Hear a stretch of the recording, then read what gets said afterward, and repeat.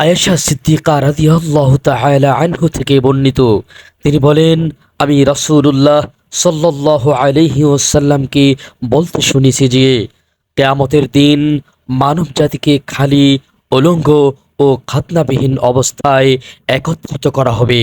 আমি আরজ করলাম, হে আল্লাহর রসূল সাল্লাল্লাহু আলাইহি ওয়াসাল্লাম, এমতো অবস্থায় তো নারী পুরুষ পরস্পরের দিকে তাকাবে।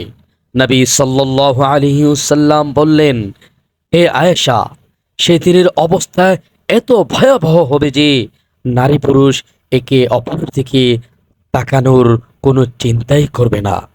বুখারী, মুসলিম ও মিশকাত 5202 নম্বর হাদিস।